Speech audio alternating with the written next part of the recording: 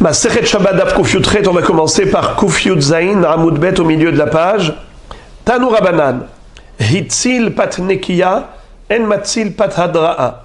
Pat Hadra'a, Matzil Pat Nekiya. On est toujours dans le sujet de l'incendie qui aurait éclaté pendant Shabbat, Chas Veshalom.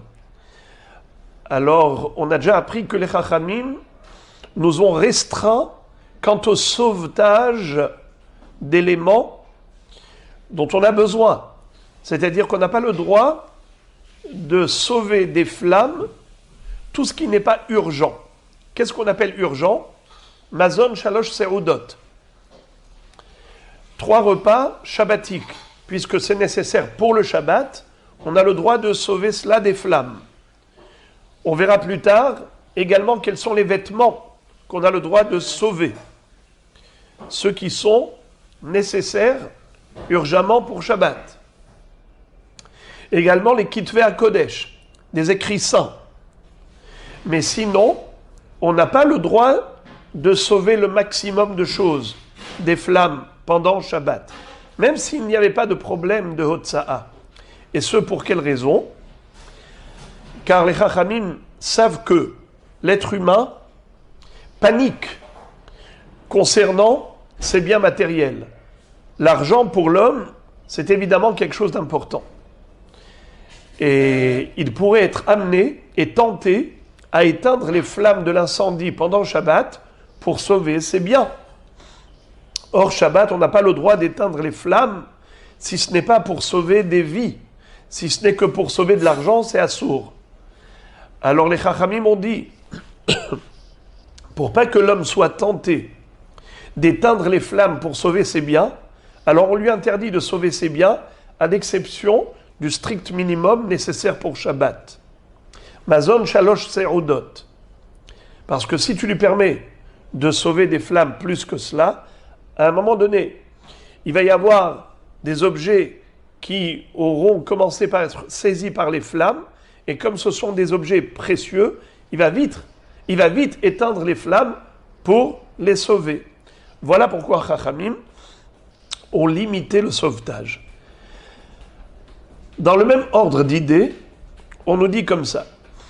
Il a le droit de sauver du pain pour les Shalosh Seudot, pour le repas du soir, du midi, de Souda Shlishit. Et également, il faut du pain. Quel est le din s'il a sauvé du pain qui n'était pas de bonne qualité? Ce qu'on appelle du pain qui n'est pas beau. Ça s'appelle pat hadra'a. Du pain qui n'a pas de hadar, qui n'a pas de splendeur, qui n'a pas été fait avec de la bonne farine. Il y a d'autre part du pain qui est propre, qui est appétissant, qu'on appelle pat nekiya, du pain propre, qui a été fait avec la farine de bonne qualité. Alors on nous dit, si le bonhomme avait d'abord sauvé du pain qui est moche, il a le droit ensuite de sauver du pain qui est bon, qui est beau. Mais l'inverse, non. S'il a déjà sauvé du pain pour les 3 repas shabbatiques de pat nekiya, du pain de bonne qualité, il n'a pas le droit maintenant de sauver encore du pain pour 3 seudot de mauvaise qualité. Pourquoi? Étant donné qu'il a déjà suffisamment, tout va bien, ça s'arrête là. Quand il a pris quelque chose de mauvaise qualité, alors il peut dire « je n'aime pas ce pain, je voudrais l'autre ». Alors on lui dit « ok ».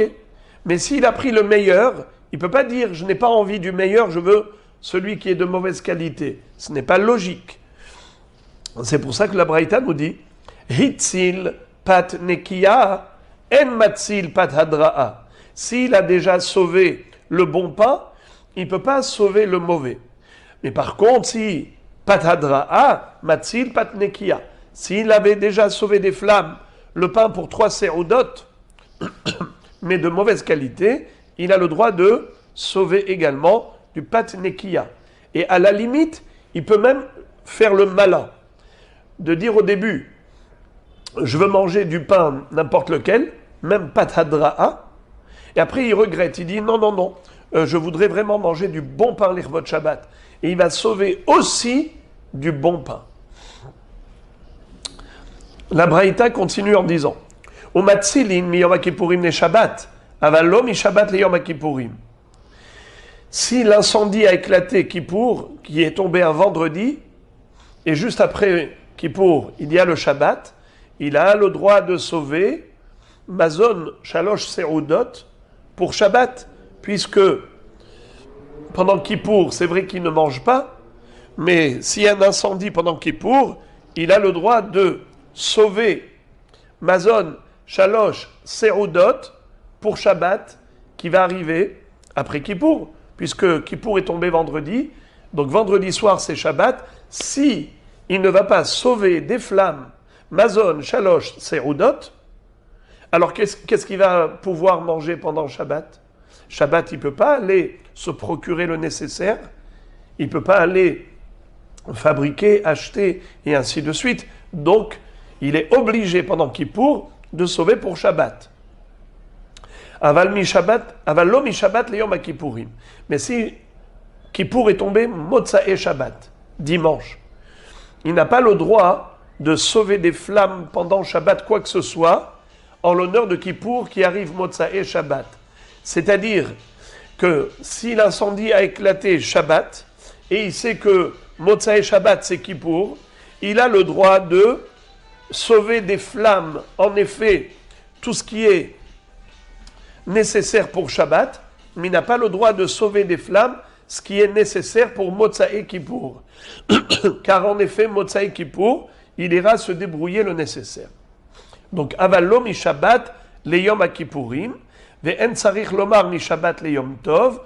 À plus forte raison, si Motzae Shabbat c'est Yom Tov, donc Yom Tov il a le droit de cuisiner, on ne lui permet pas de sauver des flammes les repas de Yom Tov, puisque Yom Tov il pourra se débrouiller, il n'a pas besoin de sauver des flammes pendant Shabbat, le nécessaire pour Motzae Shabbat qui tombe Yom Tov.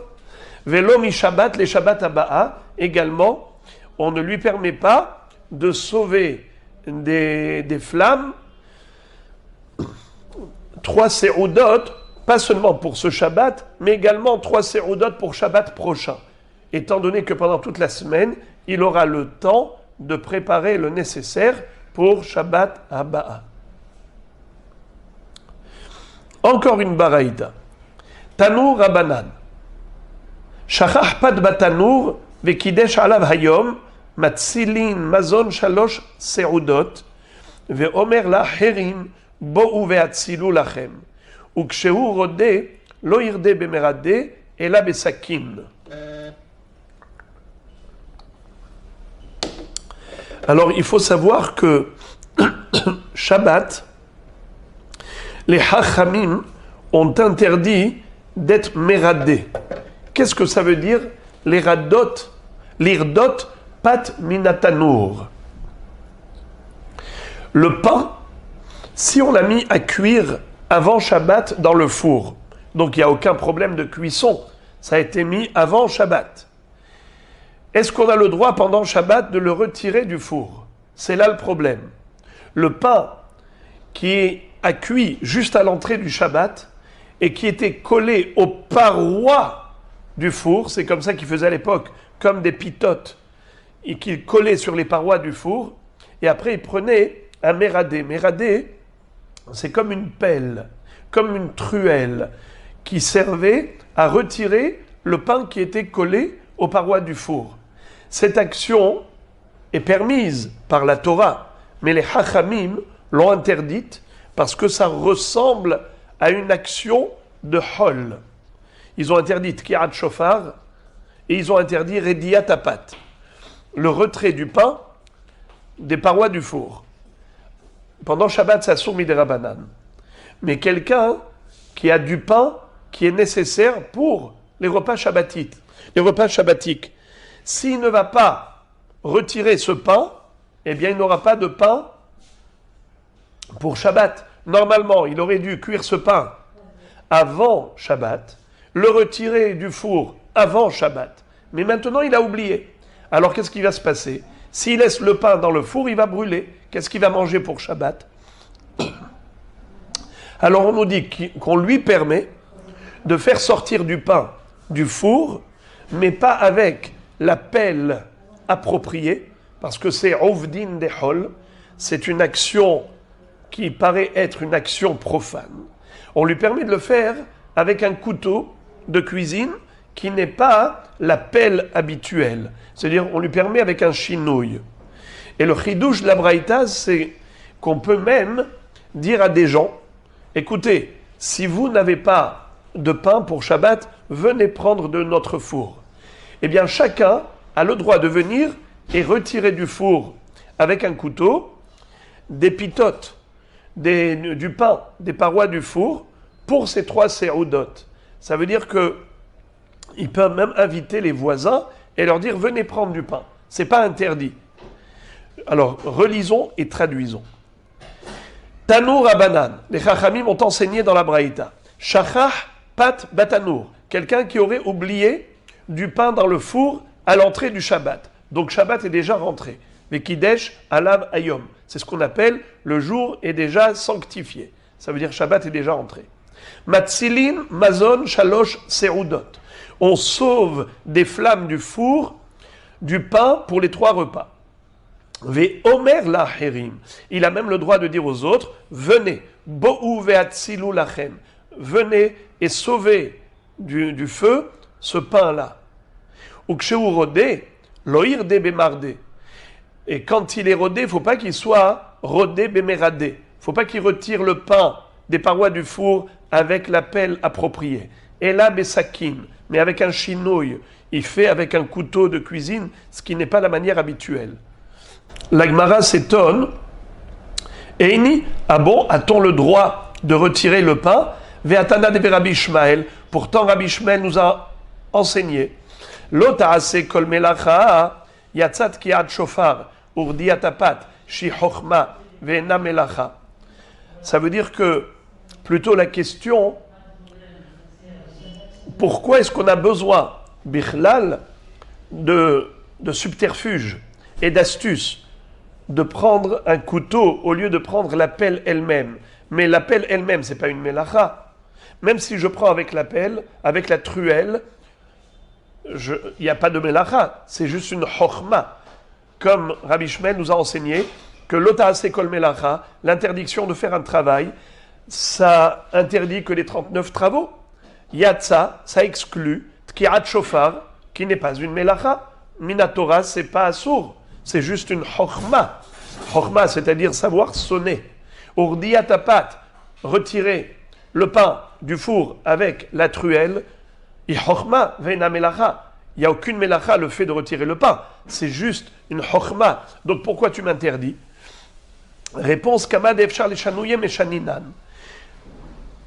Autant que faire se peut, on fait les choses de manière inhabituelle.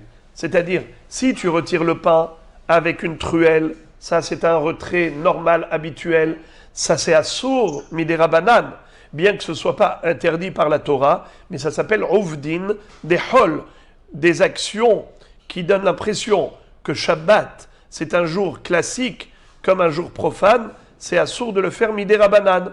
Mais Chachamim eux-mêmes ont dit que si tu le fais de manière inhabituelle, béchinouille, en prenant un couteau au lieu de prendre la truelle pour retirer le pain du four, eh bien ce serait autorisé. Amar Afrizda, Le'olam yashkem adam le'otzaat Shabbat, shenemar vaya bayom hashishi, ve'echinu et asher yavi'u. Puisqu'on a parlé de la mitzvah de manger 3 repas pendant Shabbat, la Gemara va développer ce sujet en nous disant que les préparatifs pré-shabbatiques doivent se faire très tôt le matin et on doit se lever tôt pour cela. Amar Afrizda le'olam yashkim adam le'otzaat Shabbat. L'homme doit se lever tôt. Sheneemar ve'haya bayom hashishi ve'echinu et asher yavi'u. Nous voyons que Moshe Rabbeinu a annoncé au peuple juif que la manne va tomber que pendant 6 jours, mais pas le 7e. Shabbat, il n'y aura pas de manne céleste, mais il y aura en revanche 2 rations qui tomberont le vendredi, Erev Shabbat. Et il leur a dit, vendredi, vous préparerez pour Shabbat tous les repas shabbatiques. Eh bien, Rashi nous dit quelque chose de très beau. Vechinu et asher yaviu le altar besharat hava'a hachana vehava'a beashkamai dirti vailketu oto baboker. Qu'est-ce que ça veut dire? Quand est-ce qu'ils allaient récolter la manne? Très tôt, le matin. Eh bien, la Torah nous dit que la hachana, la préparation le vendredi du repas shabbatique à propos de la manne, ça se faisait les altars, immédiatement. Immédiatement, lorsqu'ils avaient ramené la manne de l'extérieur, ils l'avaient récolté avec le kéli, ils l'amenaient à la maison, eh bien, ils devaient immédiatement préparer l'Ichvod Shabbat Kodesh. Et à quel moment ça devait se faire? Très tôt, le matin du vendredi. Donc de là, on apprend que l'homme doit s'empresser pour les préparatifs pré-shabbatiques, déjà le vendredi matin tôt. Amar Rabbi Abba, Beshabbat Hayav Adam Niftsoa Al Shete Kikarot Dirtiv Lechem Mishne. Dans la suite de ce même verset, duquel nous avons appris que les préparatifs doivent être effectués tôt le matin, eh bien, de ce même verset, on apprend également une deuxième halakha, laquelle, c'est que chaque repas shabbatique doit être accompagné de 2 pains. Pas un seul pain comme en semaine, mais lechem mishne.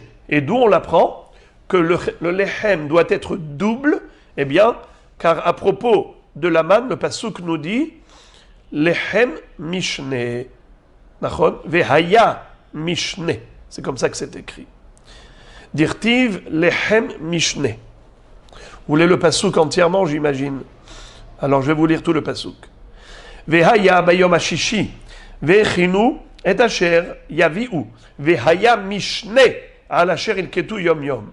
Vayhi bayom hashishi laktu lechem mishne. Shene haomer le'ehad.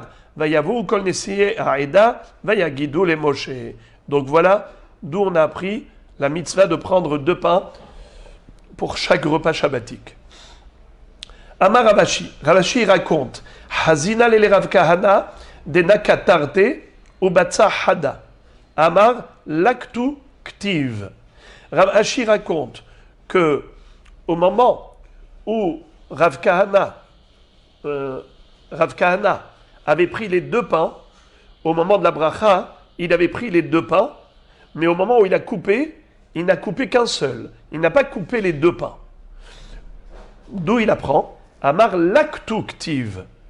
Ça veut dire qu'ils ont été mélaquettes, ils ont pris une double ration de manne. Donc c'est juste au moment où tu tiens le pain dans ta main, tu tiens 2 pains.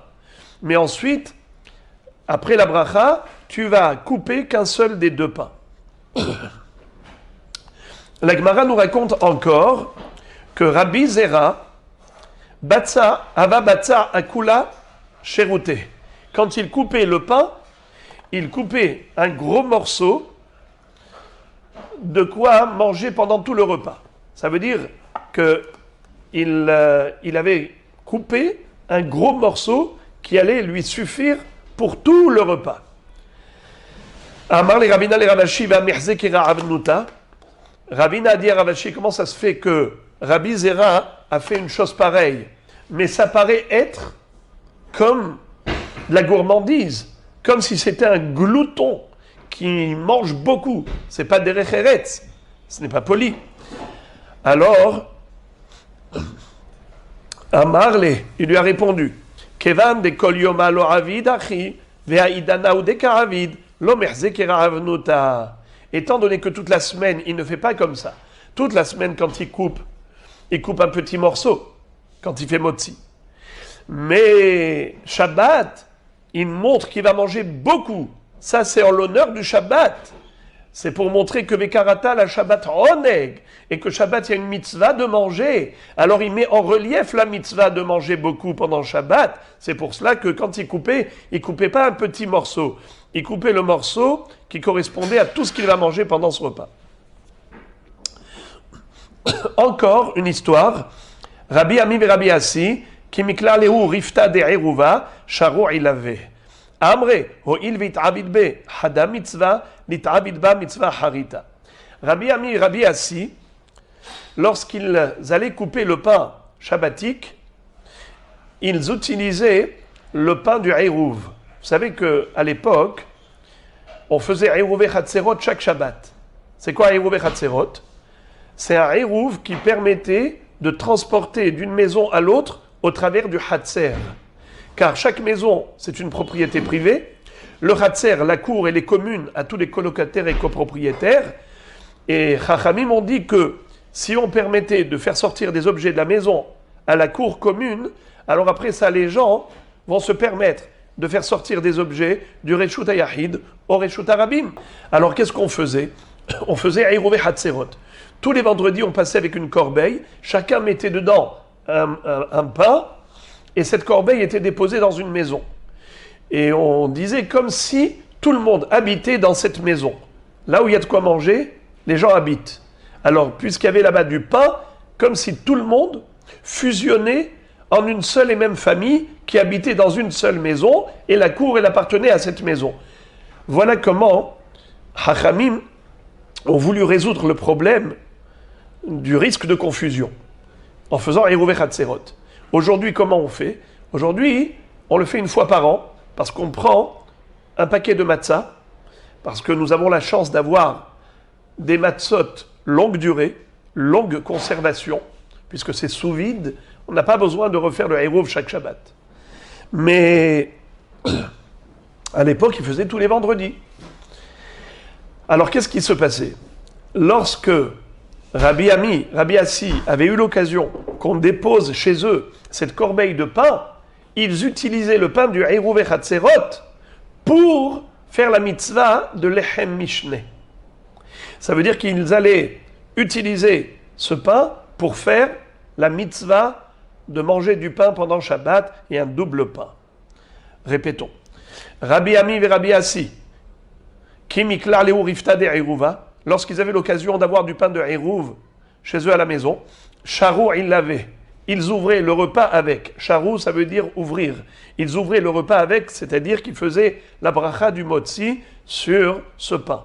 Amré, car ils se sont dit, Ho'il, puisque Vit'avidba hada mitzvah, avec ce pain on a déjà fait une première mitzvah, Lit'avidba mitzvah aharina, allons-y pour une autre mitzvah qu'on fera avec encore. On a dit dans la Mishnah, Ketzad, naflad leka belele Shabbat matzilin mazon shalosh seudot, beshaharin matzilin mazon shte seudot, bemincha mazon seuda achat. On avait vu dans la Mishnah que le sauvetage de l'incendie, bien que ce soit restreint au minimum, mais qu'est-ce qu'on appelle le minimum? 3 repas shabbatiques. Mais il y a une mahloket entre Rabbi Yossi et Chachamim. Quel est le din si l'incendie a éclaté au milieu du Shabbat? Si l'incendie a éclaté le vendredi soir, alors on a le droit de sauver pour 3 repas. Si l'incendie a éclaté le matin, alors on a le droit de sauver pour 2 repas. S'il a éclaté l'après-midi à Mincha, alors juste pour 1 repas. Ça, c'était Tanakama. Tandis que Rabbi aussi disait qu'on a toujours le droit de sauver 3 repas, peu importe à quelle heure l'incendie a éclaté. Par rapport à ce débat, la Gemara va nous citer une jolie mahloket dans la Braïta. Tanu Rabanan. Kama seudot hayav adam lechol beshabbat. Combien de repas nous avons l'obligation de prendre pendant Shabbat? Tanakama dit Shalosh, 3 repas. Rabbi Chidka Omer, Arba. Rabbi Chidka va dire 4 repas. Amar Rabbi Yochanan, Ushnehem Mikra Echad Darshu. Rabbi Yochanan nous révèle le passouk à partir duquel les deux, c'est-à-dire Rabbi Chidka et Chachamim, chacun, d'où il a déduit, comment il a déduit de ce même passouk, soit l'obligation de prendre 3 repas le Shabbat, soit de manger 4 repas. Rabbi Chidka dit 4, Chachamim disent 3. Voici le passouk. Vayomer Moshe. À propos de la manne céleste, Moshe Rabbeinu a dit au Bnei Israël, Vayomer Moshe, Ichluhu Hayom. Mangez la manne aujourd'hui. Ki Shabbat Hayom Lachem. Car aujourd'hui c'est Shabbat pour Hachem. Hayom lotimtsa'uhu basade. Aujourd'hui, vous ne le trouverez pas à l'extérieur dans le champ, car il n'y a pas de manne céleste qui va tomber Shabbat. Alors, il y a écrit 3 fois le mot Hayom. Hayom, Hayom, Hayom. Ça fait allusion aux 3 repas shabbatiques. Seulement, Rabbi Hidka Savar, Hanet Lata Hayom le bar me'urta. Lorsque Moshe Rabbeinu leur a dit ça, il leur a dit ça le Shabbat matin. Ça veut dire qu'à part le repas du vendredi soir, il leur a dit 3 fois Hayom pour prendre 3 repas le jour du Shabbat. C'est-à-dire que d'après Rabbi Hidka, on est tenu de manger 4 repas le Shabbat. Un repas le vendredi soir, un repas petit déjeuner, un repas déjeuner et un repas Seuda Shlishit. Ça fait en tout 4 le Shabbat. Verabanan savré, mais Hachamim pense, Bahade Urta. Quand il leur a dit Hayom, Hayom, Hayom, ça inclut même le vendredi soir, même la nuit. Urta, c'est la nuit. Maintenant, la Gemara va adresser une objection par rapport à ce qu'on a appris dans la Mishnah. Tnan, on a appris dans notre Mishnah, Naflad le kabel et le Shabbat, Matzilin mazon, Shalosh, Seudot. Si jamais il y a un incendie qui a éclaté le vendredi soir, on a le droit de sauver pour 3 repas. Maï, lav, delo achal. N'est-ce pas que la Mishnah nous parle d'un incendie qui a éclaté avant le repas du vendredi soir? Et tout de même, qu'est-ce qu'elle a dit? Qu'on a le droit de sauver que 3 repas. Comment Rabbi Chidka a dit qu'on a un devoir de manger 4 repas? Rabbi Chidka va répondre, Lo, de achal. La Mishnah parle d'un incendie qui a éclaté le vendredi soir après le repas. Donc ça fait que il a un devoir de manger encore 3 repas. C'est pour ça qu'on lui a dit Matselim, Shalosh, Seudot. Alors la Gemara pousse le bouchon encore plus loin. On a appris dans la Mishnah, Shacharit, si l'incendie a éclaté le matin, Matselim Mazon Shte Seudot. On a le droit de sauver 2 repas, des flammes. Maï, lav, delo achal. A priori, la Mishnah parle du cas de figure où le bonhomme n'a pas encore pris son petit déjeuner et malgré tout, on a dit qu'il a le droit de sauver que 2 repas. Donc, Rabbi Chidka, c'est pas juste ce qu'il a dit que le jour du Shabbat, on doit manger 3 repas. Rabbi Chidka va répondre, Lo, de achal. La Mishnah, elle parle du cas où l'incendie a éclaté après le petit déjeuner. Donc, puisqu'il a déjà pris le repas du matin, alors il ne lui reste plus que la mitzvah de manger à midi et à Seuda Shlishit. C'est pour ça qu'on lui permet de sauver des flammes que 2 repas. 3e question qu'on va adresser à Rabbi Chidka. Il est écrit dans la Mishnah, Beminha, Matselin, Mazon, Seuda Ahat. Si l'incendie a éclaté à Mincha, c'est-à-dire Shabbat après-midi, on a le droit de sauver des flammes, Seuda Ahat. On a le droit de sauver des flammes, une Seuda. Maï, lav, delo achal. A priori, de quoi on parle? On parle du cas où le bonhomme n'a pas encore mangé. Et malgré tout, bien qu'il n'ait pas encore pris son petit déjeuner, on te dit, Mazon Seuda Ahat. Alors on te dit, non, excusez-moi, bien qu'il n'ait pas encore mangé Seuda Shlishit, il a qu'une seule Seuda à sauver, Seuda Shlishit. Lo de Achal. On parle du cas où le bonhomme a déjà mangé le petit-déj, il a déjà mangé le déjeuner, et malgré tout, il a encore la mitzvah de sauver encore un repas pour faire Seuda, 4e repas shabbatique, c'est-à-dire ce qu'on appelle Seuda Shlishit, mais en fait, c'est Seuda Shlishit de la journée même du Shabbat, à part le vendredi soir, ce qui fait Seuda Revi'it le Shabbat. Voilà. La Gemara dit, ça marche pas. Excuse-moi, mais Rabbi Chidka va se retrouver en confrontation avec la Mishnah. Pourquoi? Vehamide katane sefa, Rabbi aussi Omer, le'olam matzilin mazon shalosh seudot, miklal de Tanakama, shalosh sevirale. À la fin de la Mishnah, il est écrit que d'après Rabbi aussi, on a le droit de sauver toujours shalosh seudot. Que l'incendie éclaté la nuit, vendredi soir, ou le matin, ou Shabbat après-midi, zelo meshane. On peut toujours sauver mazon shalosh seudot. Ça veut dire que Rabbi aussi, ce qui veut dire, c'est que d'après Tanakama, c'est dégressif. D'après lui, on a toujours le droit de prendre la totalité. En d'autres termes, même d'après Chachamim, la totalité des repas shabbatiques ne sont que de 3 obligations. Vendredi soir, Shabbat midi, Shabbat après-midi. Puisque Rabbi aussi a dit on a le droit de sauver toujours 3. Ça veut dire qu'eux, ils sont d'accord sur le principe de 3 repas. Seulement, pour Rabbi aussi, peu importe à quelle heure l'incendie a éclaté. Et pour Chachamim, ça varie en fonction de l'heure de l'incendie. Mais ils sont d'accord sur cet axiome de base. Même Chachamim sont d'accord qu'il n'y a que 3 repas d'obligation shabbatique. On n'a jamais entendu parler de 4. Et la mechovarta matnitin de lo Rabbi Chidka.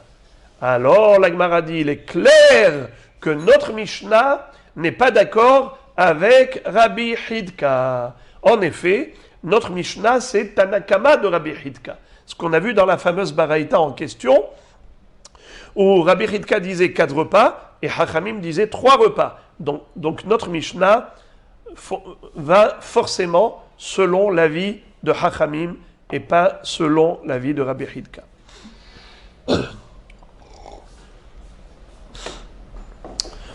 La Gemara va analyser encore une autre Mishnah qui figure dans Masechet PA. Là-bas, dans Masechet PA, on nous parle de la tzedaka. Combien de repas faut-il donner de la soupe populaire, ce qu'on appelle le tamhouy, aux aniyim, aux gens qui sont pauvres? Alors, il y a 2 catégories de personnes. Il y a ceux qui viennent tous les jours pour manger de la soupe populaire, et il y a ce qu'on appelle ani ben tovim, des gens qui sont dignes, même s'ils sont très pauvres, mais ils ne sont pas capables de venir tous les jours manger de la soupe populaire. Ils viennent que une fois par semaine. Alors ceux-là, on leur donne pour toute la semaine. De l'argent, pas des aliments, pas de la nourriture directement à manger dans l'assiette. On leur donne de l'argent, et avec cet argent, ils vont s'acheter 14 repas. Allons-y. La Mishnah nous dit dans Masechet PA, Mi sheyeshlo mazon shete seudot lo yitol minatamhouy.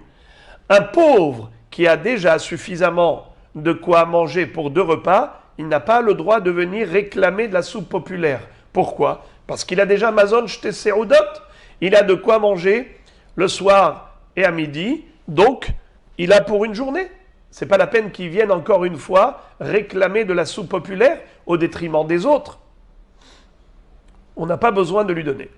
Mazon arba esre, lo itol minakupa. Quelqu'un qui a suffisamment de quoi manger 14 repas, alors il n'a pas le droit de venir cette semaine pour recevoir de la coupa de tzedaka, de l'argent pour s'acheter 14 repas. Parce qu'il faut d'abord qu'il épuise son stock, son crédit, et après ça, il vient réclamer Mazon Arba Esre.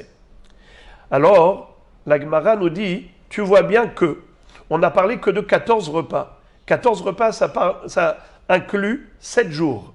Ça englobe 7 jours. 2 repas par jour, 2 fois 7, 14. 14 repas. Mani, cette Mishnah, elle va d'après qui? L'ora banan, ve l'ora bichidka. Cette Mishnah de Masechet PA ne correspond ni à l'opinion de Chachamim, ni à l'opinion de Rabbi Chidka. Pourquoi? I Rabbanan hamesare havian.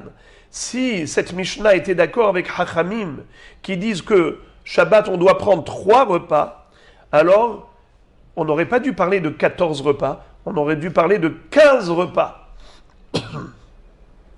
Puisque Shabbat, on doit prendre 3 repas. Donc, ça ne nous fait pas 14 repas, puisque le Shabbat, on a un repas supplémentaire, Seuda Shlishit, donc on aurait dû dire Mazon Hamesh Esre, et non pas Mazon Arba Esre. Et c'est sûr que ça ne va pas d'après Rabbi Chidka. Et Rabbi Chidka, Shit Sare Havian. Selon Rabbi Chidka, le pauvre, on doit lui donner combien de repas par semaine? 16 repas. Puisque Shabbat, on prend 4 repas. Donc 7 jours, 2 fois 7, 14, plus 2 repas shabbatiques, ça fait 16. Donc cette Mishnah de Masechet PA, elle va selon qui? Ni Rabbanan, ni Rabbi Chidka. Réponse. Le'olam Rabbanan. Bemet, la Mishnah, elle va d'après Hachamim. Seulement, de Amrin Nanle, Maï de Ba'it le Mechal Be'apuke Shabta, Achle Be Shabta.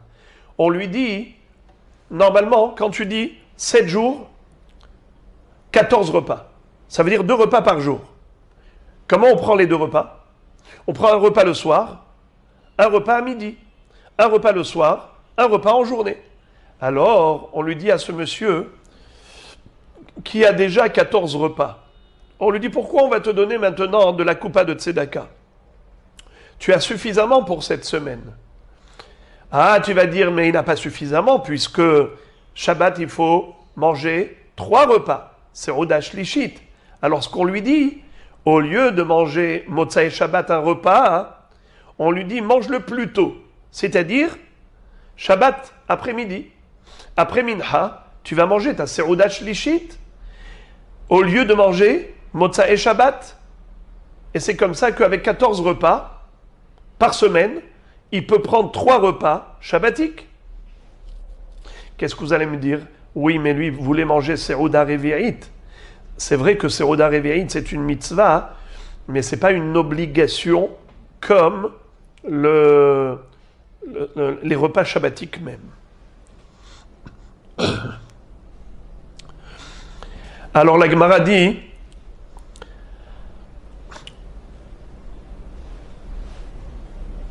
ok, Lima Rabbanan hi velo Rabbi Chidka. Donc cette Mishnah de Masechet PA, elle va bien d'après Chachamim, mais a priori elle ne peut pas fonctionner d'après Rabbi Chidka, puisque Rabbi Chidka a dit il faut 4 repas shabbatiques. La Gemara insiste, et elle dit Afilotema Rabbi Chidka. On peut dire que cette Mishnah elle peut fonctionner même d'après Rabbi Chidka. Comment? De Amrin Nanle, Maï de Ba'it le Mechal B'Ma'ale Shabta, Achle le Orta. Au lieu de prendre ton repas du vendredi midi, ne mange pas vendredi midi. Mange vendredi soir ce repas, alors tu auras 4 repas shabbatiques. Comment? Le repas du vendredi, tu ne manges vendredi soir. Et ensuite, tu auras 3 repas le jour du Shabbat, comme Rabbi Chidka. Le petit-déj, le déjeuner, Seuda Shlishit. Comment? Eh bien, c'est que le repas de midi, tu vas le manger... le repas de Motzai Shabbat, tu vas le manger Shabbat. Et puisque de toutes les façons, tu avais 2 repas pour le Shabbat, 2 plus 1, ça te fait 3 repas dans la journée du Shabbat. Plus un repas du vendredi soir, ça te fait 4. Donc ça peut fonctionner même d'après Rabbi Chidka. La Gemara dit, ça ne marche pas. Pourquoi? Est-ce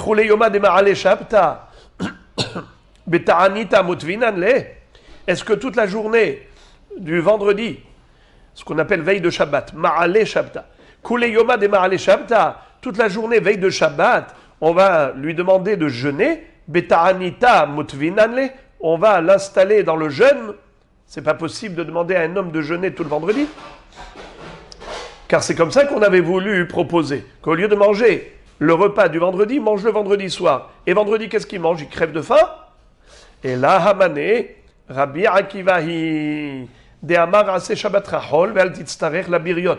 Gemara va dire qu'en effet, cette Mishnah de Masechet PA, elle ne fonctionne ni d'après Chachamim, ni d'après Rabbi Chidka. C'est une nouvelle opinion, c'est celle de Rabbi Akiva, qui dit que il vaut mieux que tu manges Shabbat que 2 repas, comme un jour de Hol, plutôt que de faire la manche et de demander à la coupa de Tzedaka de te rajouter un repas. C'est-à-dire, un homme qui est pauvre, qui n'a pas 14 repas par semaine, alors il a le droit de venir réclamer à la Coupa de Tzedaka de l'argent pour s'acheter 14 repas. Ok. Ou bien pour s'acheter même 15 repas. Mais quelqu'un qui a déjà chez lui un crédit, il a déjà chez lui un stock de 14 repas. Ça veut dire qu'il a de l'argent pour s'acheter 14 repas. Alors on lui dit, au lieu d'aller réclamer de la Coupa de Tzedaka encore de l'argent pour t'acheter pour Seuda Shlishit, ne demande pas. Suffis-toi de ce que tu as. Tu as 14 repas, ne mange que 14 repas cette semaine. Tu vas manger vendredi soir, tu vas manger Shabbat midi. Tu ne mangeras pas Seuda Shlishit. Il vaut mieux que tu manges le Shabbat comme un jour de Hol plutôt que d'aller solliciter la Coupa de Tzedaka. C'est ce que dit Rabbi Akiva. Ase Shabbatecha Hol ve'al titztarech la beriot. La Gemara dit ve'hadit nan en pohatin la'ani ha'over mimakom lemakom mikikar bepundion me'arba se'in besela lan notnim lo parnasat lina ve'im shavat notnim lo mazon shalosh se'udot. Alors maintenant, la Gemara continue d'analyser les textes, les Mishnayot, les Baraïtot, selon Rabbi Hidka et Chachamim. Donc déjà, la Mishnah dans Masechet PA, on a dit, c'est ni Rabbi Hidka ni Chachamim. En fait, ça peut aller d'après tout le monde, comme d'après Rabbi Hidka, comme d'après Chachamim. Seulement, cette Mishnah, je peux te dire que tu ne peux rien prouver d'elle, car elle parle de Tzedaka, et donc il y a une autre notion qui rentre en jeu. C'est la notion de Rabbi Akiva qui dit Ase Shabbatra Hol ve'al titztarech la biriot. Donc c'est un cas atypique. Ce n'est pas du tout une référence générale. Donc il n'y a rien à démontrer ni au profit de Rabbi Hidka, ni au profit de Chachamim. Voilà comment on a réfuté toute démonstration de cette Mishnah. Alors on va nous citer encore une autre Mishnah. Celle-là également figure dans Masechet PA. Et qu'est-ce qu'elle dit ? Elle nous dit comment faut-il traiter les pauvres qui sont de passage. Il y a des pauvres qui sont locaux, qui habitent dans cette ville, et il y a des invités qui sont de passage, qui sont aussi des nécessiteux. Comment faut-il leur donner à manger ? En pohatin la'ani ha'over mimakom lemakom mikikar bepundion me'arba se'in besela. Ce ani qui est de passage, on doit lui donner de quoi manger du pain. Et quelle est même la valeur de ce pain ? On nous dit que c'est un pain qui peut être acheté avec une pièce de monnaie que l'on appelle pundion. Et dans un sela, une pièce de monnaie qui s'appelle sela, on a 48 pundionim. Un sela équivaut 48 pundion. Et on pouvait acheter une CA, pardon, Arba'a Se'in, 4 Se'in. CA, c'est un volume. C'est le volume de 144 E. C'est tout un calcul que je préfère maintenant vous économiser. Comment est-ce qu'on arrive au volume de 144 bétines pour une CA ? Donc, Arba'a Se'in, multiplié par 4. Eh bien, ça, c'est la farine, plutôt le pain, qu'on va acheter, Arba'a Se'in, avec un sela. Alors maintenant, tu divises en 48, un 48e de cela, c'est ça le pain que tu dois donner au pauvre qui est de passage pour ne pas le laisser mourir de faim.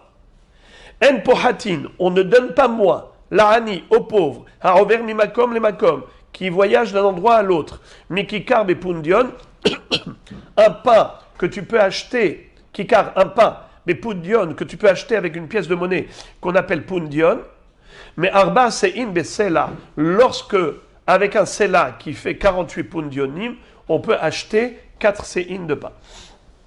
L'âne, s'il passe la nuit, pas seulement qu'il passe la journée ici, on doit lui donner du pain, mais s'il veut dormir, on doit lui donner aussi de quoi dormir.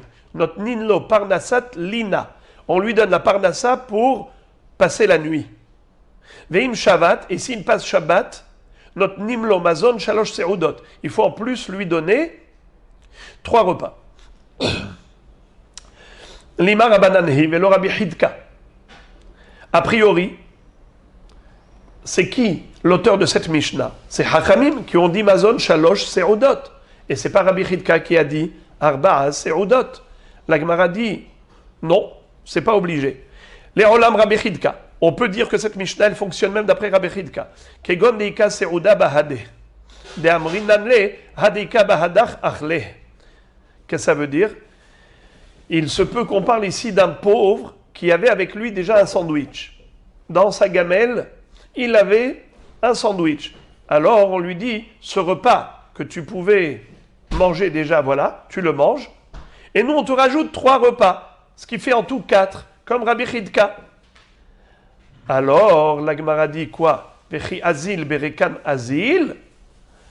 En d'autres termes, quand tu lui dis, mange ton repas, ça veut dire que le pain qu'il a dans son sachet, eh bien, il va le manger maintenant pendant Shabbat. Et après, quand il va voyager le ventre vide. Tu l'obliges à voyager le ventre creux. C'est dangereux, on ne laisse pas quelqu'un mourir de faim.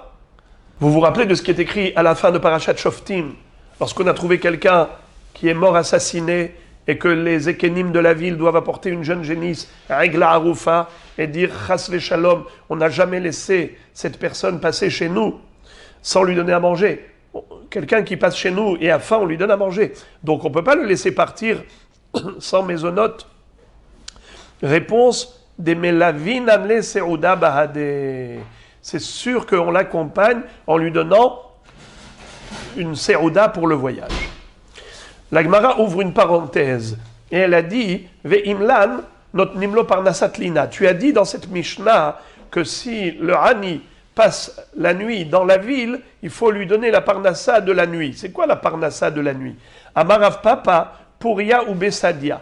Tu lui donnes un couchage, c'est-à-dire un matelas, des oreillers, avec un oreiller avec couverture, de quoi passer la nuit. Ça s'appelle Parnassat Lina. On doit s'occuper des plus démunis, même ceux qui sont de passage.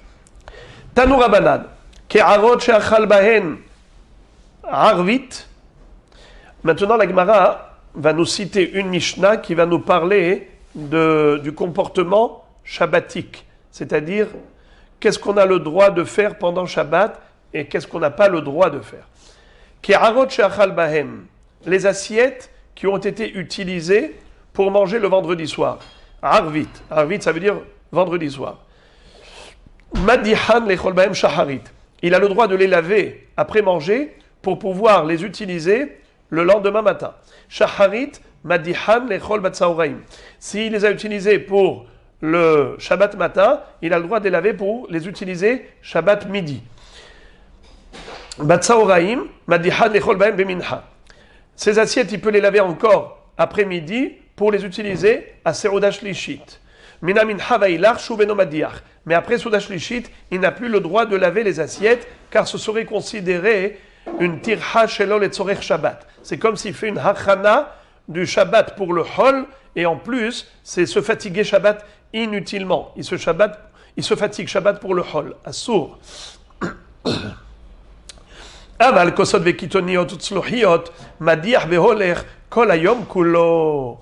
Par contre, les verres, il a le droit de les laver même après Seuda Shlishit, ainsi la cruche.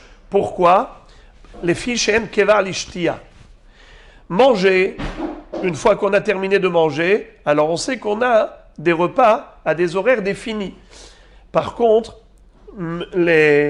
boire, on peut avoir besoin de boire à chaque instant. Donc on peut laver les verres même après Seuda Shlishit puisque on peut encore en avoir besoin pour boire.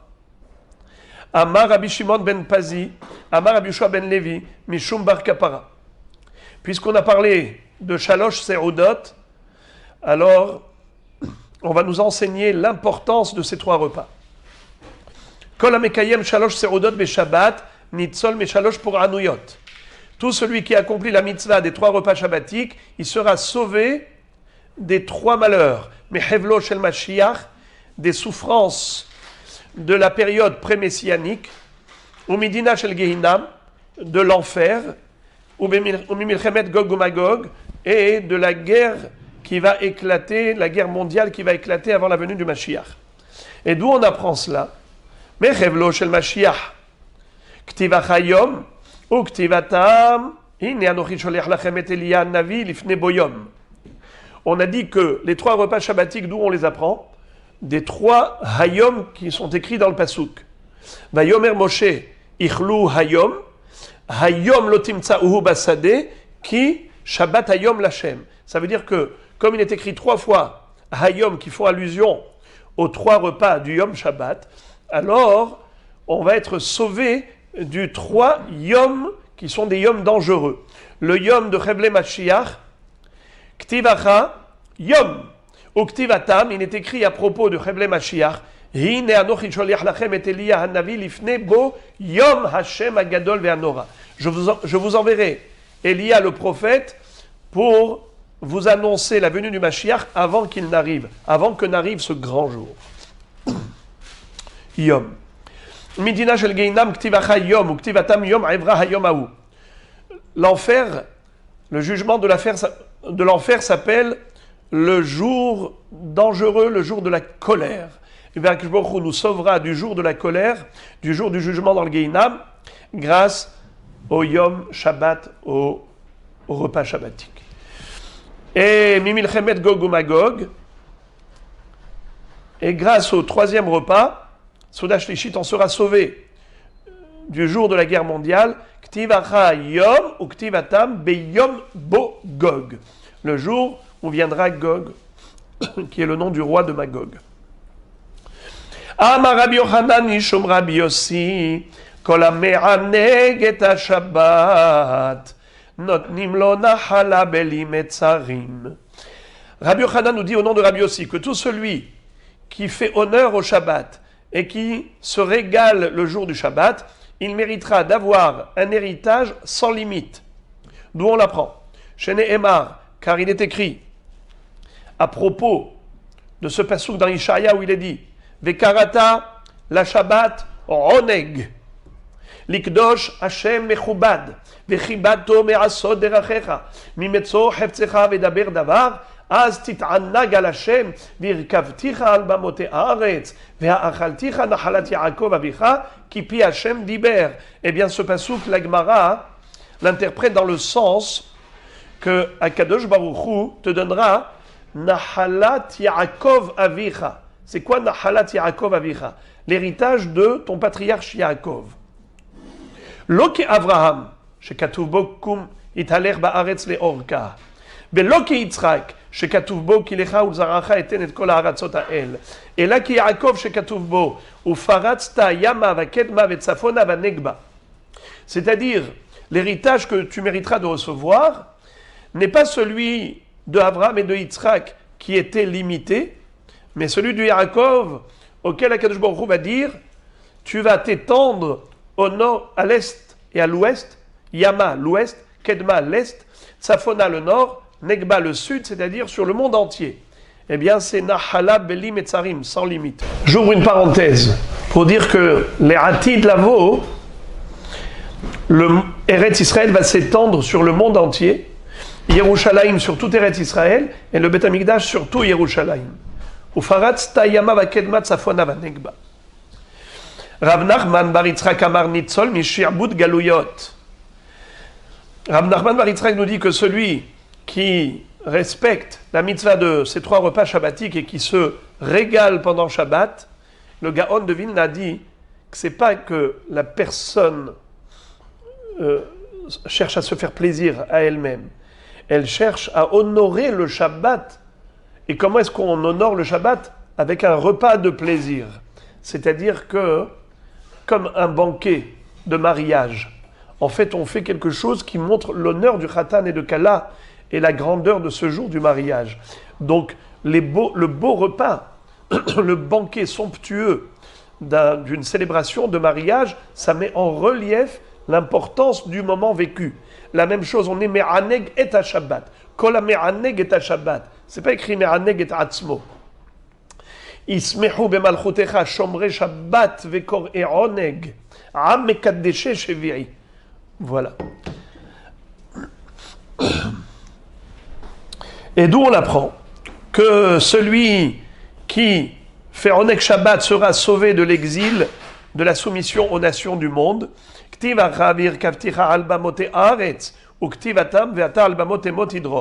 Dans ce passouk de Ishaïa, Akadosh Baruch Hu nous promet de nous faire chevaucher le sommet du monde. Et on retrouve le même lachon, Ve'ata alba motidror, tu vas piétiner leur sommet. Donc, ça fait allusion au fait que Am Israël pourra se défaire de la souveraineté des nations et avoir une autonomie. Amar Rav Yehuda Amar Rav, Kol hame'aneg et ha-Shabbat notnim lo mish'alot libo.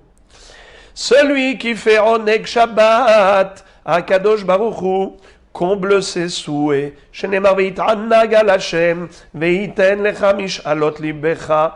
Si tu es mit'aneg al Hashem, alors Akadosh Baruch Hu répondra à tes souhaits.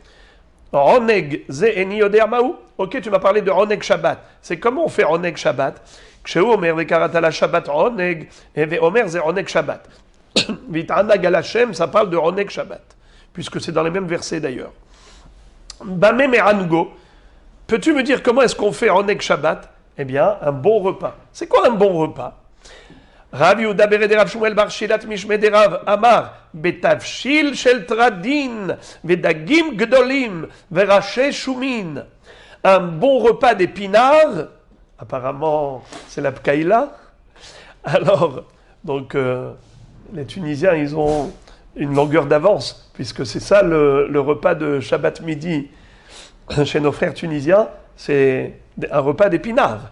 Vedagim gdolim, et des grands poissons, des poissons gras, veraché shumin, et des têtes d'ail. Donc ils avaient à l'époque apparemment l'habitude de mettre beaucoup d'ail dans le repas. Alors, à l'époque, c'était ça leur bon repas. Chaque génération est ce qu'elle considère comme étant un bon repas. Rav Chiya Barashi Amarav afilu davar mu'ad v'irvot Shabbat hasao hareze oneg. Rav Chiya Barashi, lui, il était pauvre. Et il dit, quelqu'un qui est pauvre, afilu davar mu'ad, même très peu. En plus, le Shabbat, il a fait l'irvot Shabbat. Il n'a pas l'habitude de manger cela en semaine. Mais il le réserve que pour le Shabbat. L'irvot Shabbat hasao hareze oneg. Même ça s'appelle le délice shabbatique. Maïhi. À quoi faisait-il allusion? Amarav Papa Kassa de Harsena. C'était des petits poissons qui étaient frits avec de la farine et de l'huile de poisson. C'est-à-dire qu'il prenait la graisse du poisson lui-même, et le poisson d'abord, il le passait dans de la farine, et ensuite, il le mettait à frire.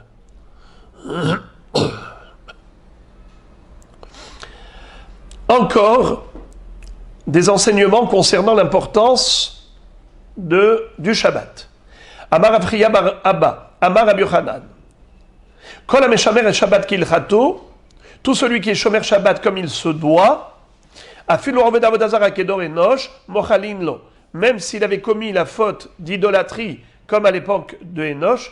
L'époque de Enoch, c'était la première génération d'idolâtres. Comme dit la Torah, Az hu hal likro beshem Hashem. À ce moment-là, ils ont commencé à donner le nom d'Hachem à toutes sortes de divinités qu'ils avaient idolâtrées. Ça, c'était la Avodah Zara Kedor Enoch. C'est très grave. Eh bien, celui qui est Shomer Shabbat, Akadosh Baruch Hu lui pardonne toutes ses fautes, même la pire des fautes, la plus grave, telle que Avodah Zara. Sheneemar, Ashre Enoch, Yaasezot, Shomer Shabbat Mechalelo. Al tikre Mechalelo et la Mahullo. Le mot Mechalelo, si on le divise en deux, ça fait Mahullo. Ashre Enoch Yaasezot, ça veut dire même un homme qui était comme Enoch, comme à l'époque de Enoch où ils ont fait Avodah Zara, s'il est Shomer Shabbat, Ashrelo, eh bien, il sera pardonné. Amar Rav Yehuda Marav.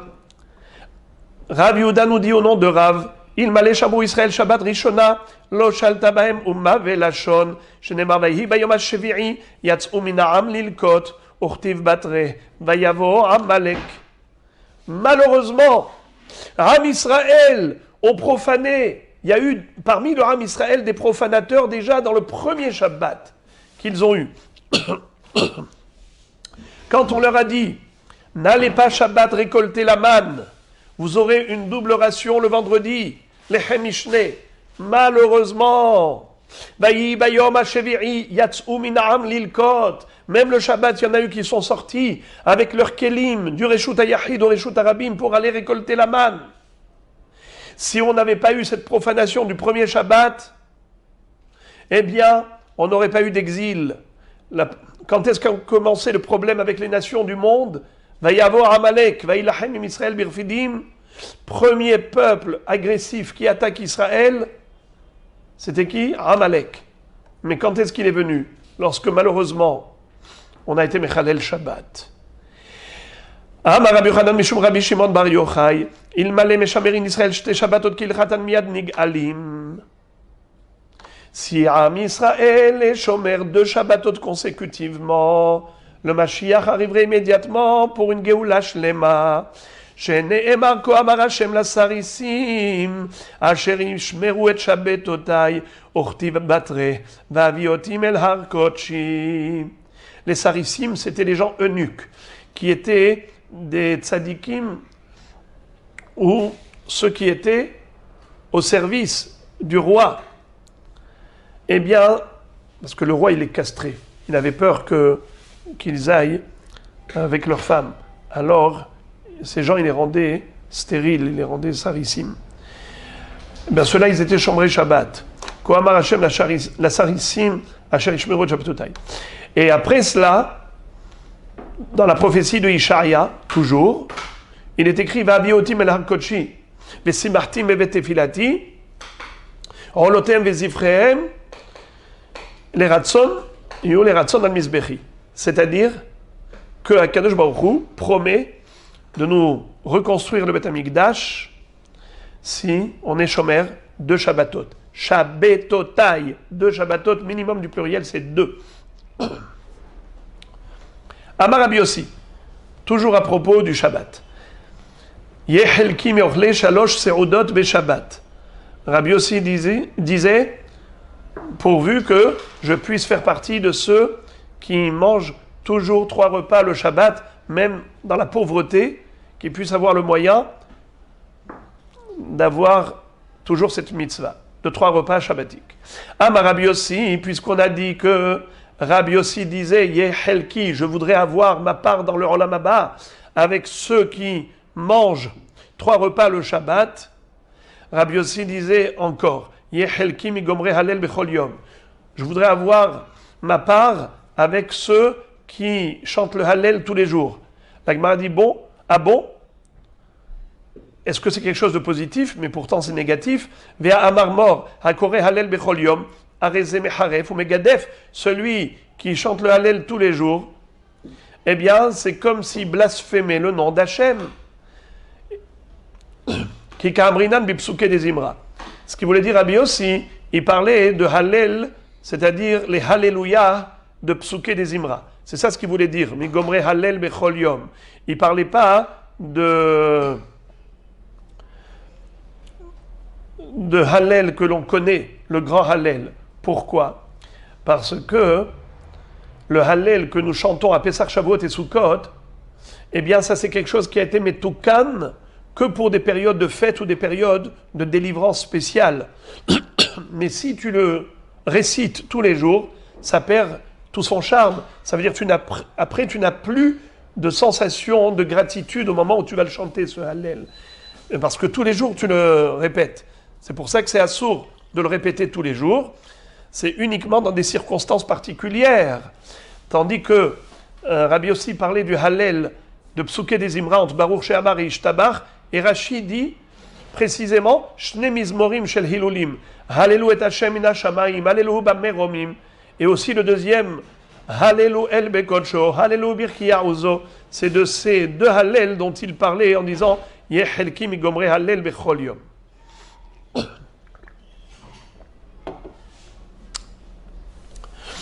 Rabbi Yossi disait encore, Amar Rabbi Yossi, Yehelki mimit palelim im dimdume hama, pourvu que je puisse avoir le srout de prier toujours avec la rougeur du soleil. Qu'est-ce que ça veut dire?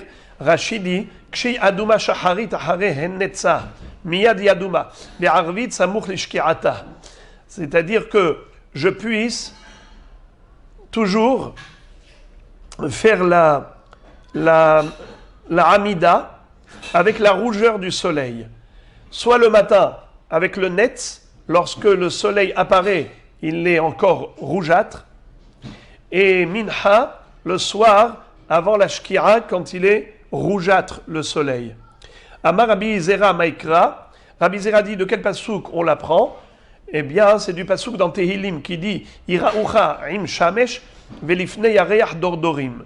C'est-à-dire, ils vont te craindre avec le soleil. C'est la Hamida du matin qui est l'expression de la crainte de l'homme puisqu'il va prier avant de vaquer à ses occupations. Et également, l'ifne yareach, avant l'apparition de la lune, c'est le soir, quand on a le soleil qui se couche, à ce moment-là, c'est l'heure de Mincha.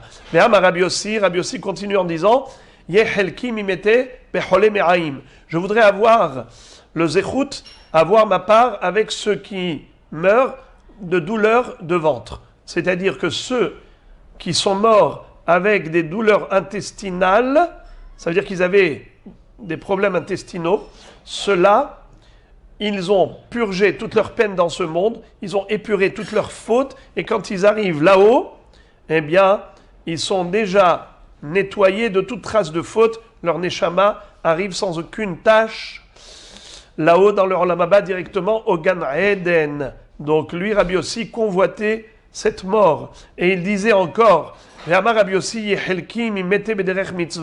je voudrais avoir le zechut que, au moment de son décès, qu'il soit en chemin de mitzvah. Ça veut dire quelqu'un qui est en train d'aller faire une mitzvah, et c'est à ce moment-là qu'il meurt, quel zechut. Sa neshama, elle va droit au Gan Eden, puisqu'il était en parcours vers une mitzvah, et c'est à ce moment-là qu'il a quitté ce monde, combien grand est son mérite.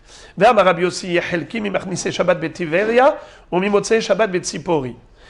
Yossi disait encore, je voudrais avoir le srout d'être parmi ceux qui reçoivent le Shabbat à à Tibériade, et ceux qui font sortir le Shabbat à Tzipori. Tibériade, c'est dans une cuve entre les montagnes. Tzipori, c'est au sommet de la montagne, comme Tzipor, en haut. Eh bien, quand tu es au sommet de la montagne, la journée elle est plus longue. Pourquoi? Parce que tu vois encore le soleil jusqu'à ce qu'il se couche. Tandis que lorsque tu es dans une cuve entre les montagnes, tu ne vois plus le soleil depuis longtemps. Ça fait que à Tibériade, Shabbat rentre tôt, puisque tu ne vois plus le soleil quand tu entres la montagne, au bas de la montagne. Tandis que la sortie du Shabbat, à Tibériade, elle sort tôt. Mais à Tzipori, Shabbat rentre tard, mais aussi il sort tard. Alors Rabbi Yossi dit, moi, je voudrais faire entrer le Shabbat tôt, comme à Tibériade, et le faire sortir tard, comme à Tzipori. Encore un autre proverbe de Rabbi Yossi. Rabbi Yossi, je me souhaite de faire partie de ceux qui installent le Beth Midrash et pas de ceux qui arrêtent le Beth Midrash. Parce qu'il y avait un shamash qui disait, les amis, l'heure du Seder a commencé. On commence le shi'ur, on commence à étudier. Et il y en avait un qui avait dit, c'est bon, l'heure est arrivée, on peut partir. Alors Rabbi Yossi disait, je voudrais avoir le srout de faire partie de ceux qui appellent les gens pour venir étudier et pas ceux qui leur disent, c'est bon, vous pouvez rentrer chez vous. Ve'amar Rabbi Yossi, yehelki migaba'et tzedaka ve'lo mimehalke tzedaka. Je voudrais avoir le srout de faire partie de ceux qui collectent l'argent pour les aniim, mais pas faire partie de ceux qui distribuent. Pourquoi? Parce que quand tu distribues, c'est très délicat. Parce que peut-être tu n'as pas donné assez à celui qui en a besoin. Peut-être tu en as donné de trop à celui qui n'en a pas besoin et tu n'as pas donné assez à celui qui était dans la nécessité. C'est extrêmement délicat. Je veux bien faire partie de ceux qui collectent des fonds pour la tzedaka. Mais après, pour la distribution, à toi de prendre la responsabilité. Rabbi Yossi disait, je n'ai pas envie d'apprendre. Ve'amar Rabbi Yossi, yehelki mimi shechoshdim oto ve'enbo. Rabbi Yossi disait, parfois il y a des gens qu'on soupçonne à tort. eh bien ils ont un grand mérite. Parce que dans ce monde, on les a humiliés, on les a soupçonnés à tort. Je voudrais faire partie de ceux qu'on soupçonne alors qu'il n'y a pas de raison de les soupçonner. Mimi shehosh dimbo ve'enbo. Amar Rav Papa les dit hashdan velo havabi. Rav Papa a dit, moi, Baruch Hashem, j'ai fait partie de ceux-là. On m'avait une fois soupçonné à tort. Rabbi aussi nous a fait part de ses sentiments personnels. Il va nous faire part également de sa vie personnelle. Amar Rabbi aussi, Hamesh be'ilot ba'alti venata'ati hamisha arazim be'Israël. Il a dit, j'ai eu 5 relations intimes et grâce à cela, j'ai planté 5 cèdres au sein du peuple juif. C'est-à-dire, j'ai mis au monde 5 grands Talmidei Chachamim. C'est qui? Rabbi Ishmael bar Yossi, Rabbi Elazar bar Yossi, Rabbi Halafta bar Yossi, Rabbi Avtilas bar Yossi, Rabbi Menachem bar Yossi. Alors la Gemara pose la question, elle dit, mais il avait un 6e enfant, Ve'aika Vardimas. On connaît Vardimas, le fils de Rabbi Yossi. La Gemara dit, Hainu Vardimas, Hainu Menachem. Ve'amaikare le Vardimas, Shepanav domim le Vered. En fait, Menachem, c'est lui Vardimas. Vardimas, c'était un surnom parce qu'il était beau comme une rose. Son visage ressemblait à une rose. C'est pour ça qu'on l'appelait Vardimas, mais c'était juste un surnom. La Gemara pose la question, elle dit quoi? Rabbi aussi, il n'a eu dans son couple que 5 relations, pas plus. Les Memra des Rabbi aussi, mitzvah ona lokiem, quoi, il n'a pas accompli la mitzvah vis-à-vis de son épouse. On sait très bien que l'homme a un devoir vis-à-vis de son épouse, il n'a pas le droit de la priver. Et la ima, hamesh be'ilot, ba'alti veshaniti. Qu'est-ce que ça veut dire? En fait, il est écrit dans la Gemara que lorsque l'homme est zoréa le rishon, alors sa femme elle a une fille. Pardon, oui. Et quand c'est la femme qui est mazra'at et hila, elle a un garçon. Alors lui, qu'est-ce qu'il a fait astucieusement? C'est qu'une fois, quand il savait que sa femme devait tomber enceinte, il a eu 2 be'ilot. La première, qui va donner à son épouse l'envie d'être mazra'at, et ensuite une deuxième be'ila, après que son épouse a été mazra'at, de manière à avoir des garçons.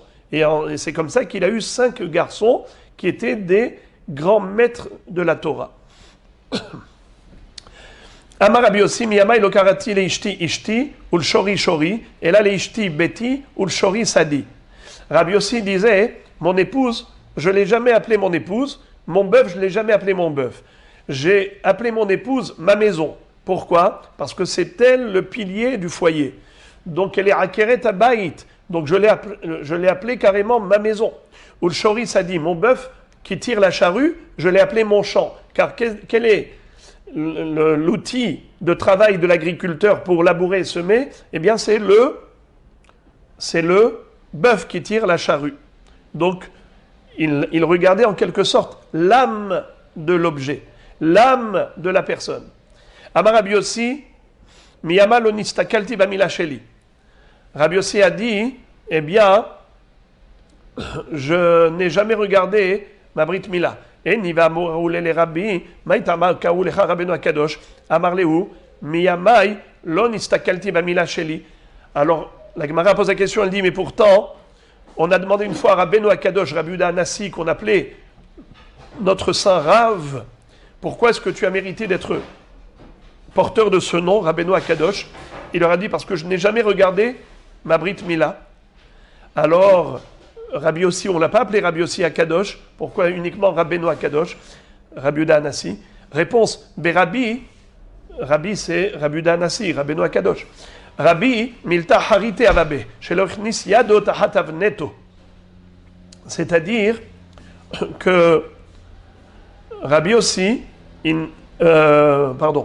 Rabbeinu Akadosh, il n'a jamais mis sa main en dessous de sa ceinture. Ça veut dire que pour ne pas approcher sa main de la Brit Mila, c'est pour cela que on l'a appelé Rabbeinu Akadosh. La Gemara nous raconte encore ce que disait Rabbi Yossi. Ve'amar Rabbi Yossi miyamai lo ra'u koret beti imre haluki. Rabbi Yossi disait, de ma vie, les poutres de ma maison n'ont pas vu la couture de mon vêtement. C'est-à-dire que je ne me suis jamais découvert devant les poutres de ma maison. Toujours sous le drap, de manière à être toujours tsni'ut. Ve'amar Rabbi Yossi meyamai lo avarti al divrei haverai. Rabbi Yossi a dit, jamais je n'ai transgressé les injonctions de mes haverim. Ce qu'ils m'ont demandé, je l'ai fait.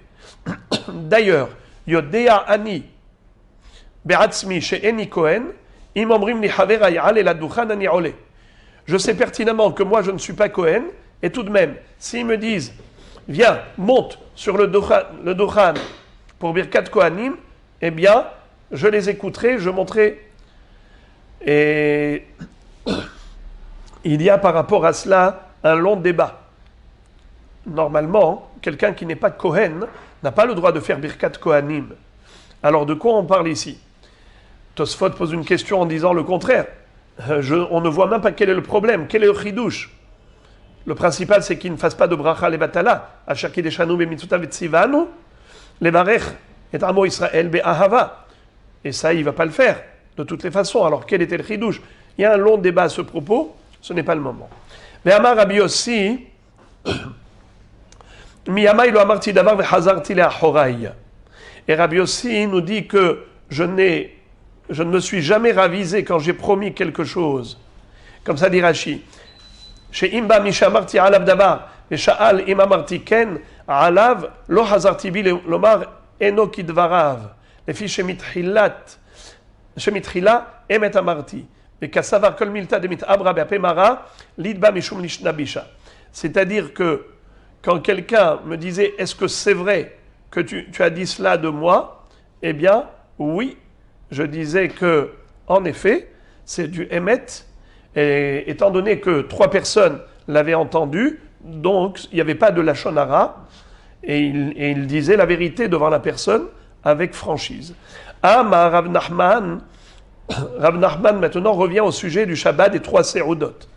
Titili de Kaimit Shalosh Seudot be Shabbat. Rav Nachman disait, Akadosh Baruch Hu me récompensera parce que j'ai toujours accompli la mitzvah des 3 Seudot shabbatiques.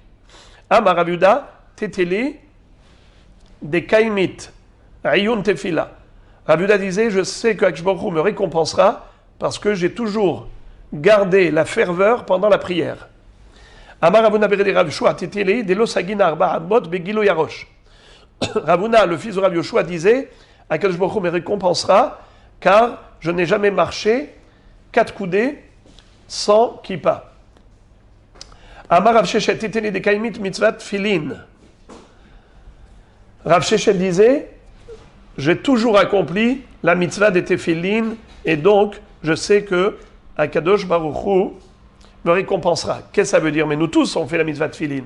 Rachid dit qu'il n'a jamais marché 4 coudées sans tefillin. C'est ça le chidouche. Rav Nachman Titili de Kaimit mitzvah tzitzit. Rav Nachman disait, je n'ai jamais marché 4 coudées sans les tzitzit sur moi. Amar les Rav Yosef Bere de Rabbah. Avour bebar zahir tfe, amarle betzitzit.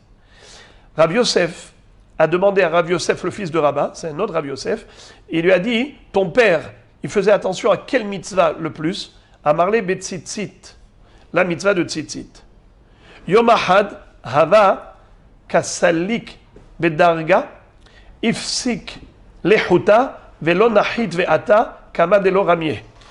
Un jour, il marchait, et voilà qu'un fil du tzitzit s'est coupé, il a retiré, donc il a dit, apportez-moi d'autres fils que je répare ce tzitzit. Il ne voulait pas marcher si son tzitzit n'était pas sur lui.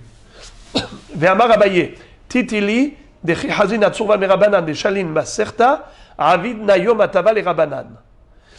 J'aurai une récompense parce que je faisais toujours une serouda de siyum Masechet, lorsque je voyais un Talmid Chacham qui avait terminé une Gemara, j'organisais un grand repas pour tous les Chachamim pour participer à la Seroudat Siyum de ce Talmid Chacham. Amar Rava disait, Titili dechiyata tsurva merabanan le kama et le dina, lo mazigna resha besadia kama de lo meapirna beschute. Rava disait que lorsqu'il y avait un Talmid Chacham qui venait pour se faire juger, eh bien, je passais toute la nuit à réfléchir qu'est-ce qu'on pouvait dire en sa faveur pour qu'il ait raison. C'est-à-dire que tellement j'avais un amour pour les Hachamim que je ne pouvais pas passer la nuit tranquille si je ne trouvais pas en leur faveur une plaidoirie. Alors le Sfat Emet pose une question. Je vous lis. איך מותר לאפר בזכות תלמיד חכם בדין, והרי עובר בלאו עם נושא פנים בדין, ואסור להסביר פנים בדין לצד אחד, כדי שלא יסתתמו טענות השני? Qu'est-ce que ça veut dire? Que c'est assourd de favoriser qui que ce soit dans le din. Tu n'as pas le droit de montrer que tu aimes l'un plus que l'autre dans le din. Et là, quand tu montres que tu as plus d'estime envers le Talmid Chacham, eh bien tu bloques son adversaire. Il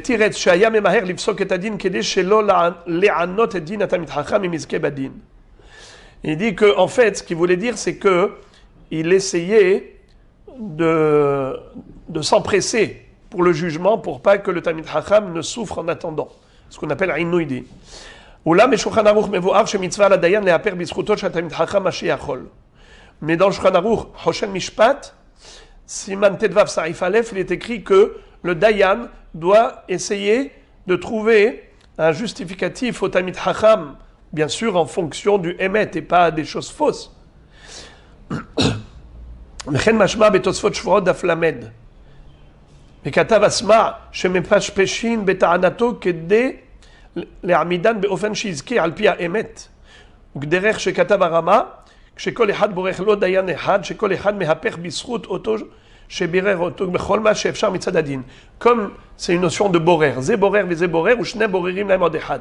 Quand on constitue et on va composer un tribunal, chacun va choisir un rav, un dayan, et chacun de ces dayanim va essayer de trouver, selon le émet, évidemment, une raison de justifier celui qu'il a choisi. Bon, en tout cas, évidemment, il ne s'agissait pas de favoriser qui que ce soit, mais de chercher au maximum une plaidoirie en faveur du Talmid Chacham. Amar Mor Baravashi. Alors Mor Baravashi va dire quelque chose d'extraordinaire. Pasil nale le tsova merabana le dina. Il dit, moi carrément, je suis un dayan qui n'est pas kasher pour les Talmid Chachamim. Pourquoi? Maïtama, Haviv alay kegufay. Je les aime tellement comme moi-même. Je n'arrive pas à voir un défaut chez le Talmid Chacham. Comme je les adore, alors ça fait que je suis en quelque sorte soudoyé par eux. Cet amour m'aveugle et je ne suis pas kasher en tant que dayan pour juger un Talmid Chacham. Si un Talmid Chacham qui est contre un adversaire, un antagoniste quelconque, je ne suis pas kasher en tant que dayan. Il faut trouver quelqu'un d'autre parce que j'ai un amour particulier pour les Talmidei Chachamim. Voilà donc pour le Daf Kuf Yud Chet.